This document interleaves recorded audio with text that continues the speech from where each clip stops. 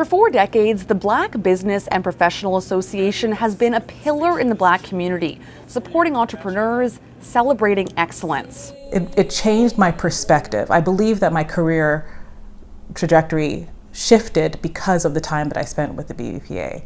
Which is why it was so upsetting, says Angelina Williams, when she heard concerns from other members about some leadership at the charity. Earlier this spring, a group of BBPA members sent a legal letter to the charity's board, highlighting concerns about how funds are being used and what the charity told the CRA.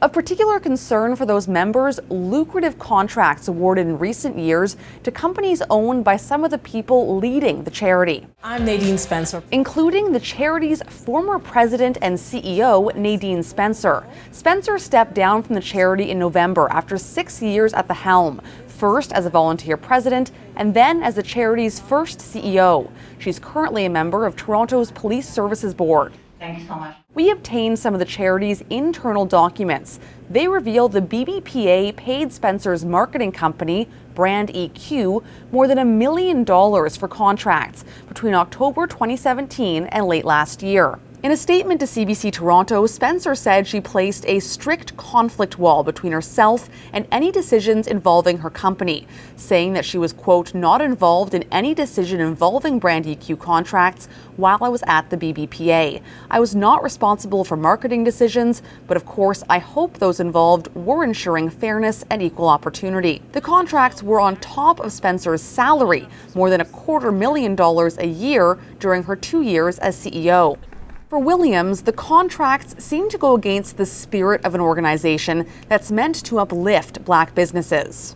People are often just looking for a way to tap in, to access a larger audience. So the fact that these contracts were allegedly awarded to people that are already tapped in and have access is really disappointing. The majority of the members are small businesses. And if they could just get one contract with a government-funded charity like the BEPA, that goes a long way.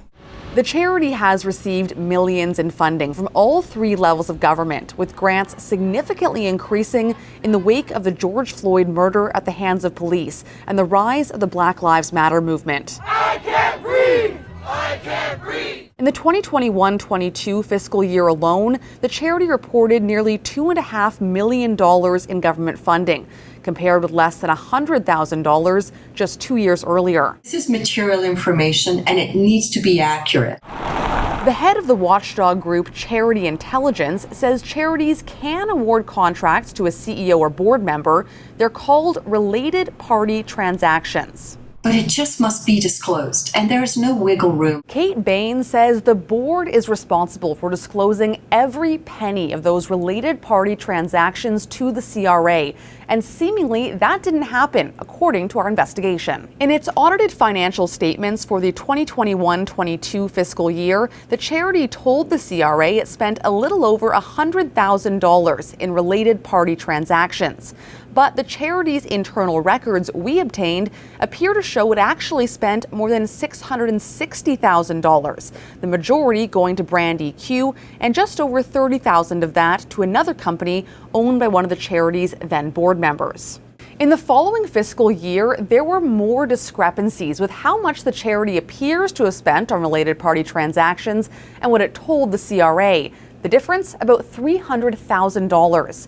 We reviewed the financials the charity submitted to the CRA. They're the same as what was approved by the charity's board and members in March. But just last week, a new version of the financials was posted on the charity's website, with changes to the related party transactions. The charity now disclosing nearly $160,000 more than before. The new financial statements also include more related party spending for the previous fiscal year than the charity had disclosed before. The latest amount is closer in line with what our investigation found.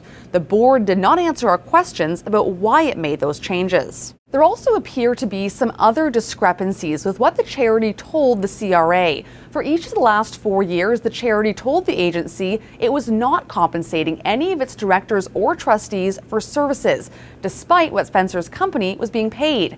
And for the last 2 years, the amount the charity claimed in employee compensation doesn't add up based on how much we know Spencer was being paid for her role as CEO. I think one of the issues here is it wasn't just 1 year, it wasn't just a typo 1 year.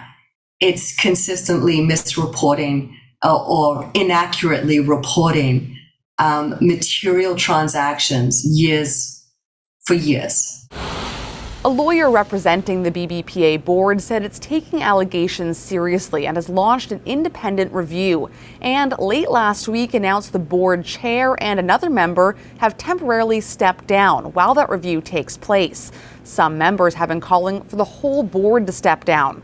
The charity's founder, Denham Jolly, told us in a statement that the allegations have caused grave disappointment in the community. He said an independent audit is a critical first step to restoring transparency and accountability within the BBPA, adding that the entire board should step down to allow the process to proceed appropriately. As for Williams, there are not enough organizations like this within the Black community. So to see an organization with 40 years of community work going through this unfortunate event, I really hope that people would understand that the organization is bigger than any one person, and everyone will do what they need to do to make sure that it stays on top. She says protecting the BBPA's legacy starts with accountability. Sarah MacMillan, CBC News, Toronto.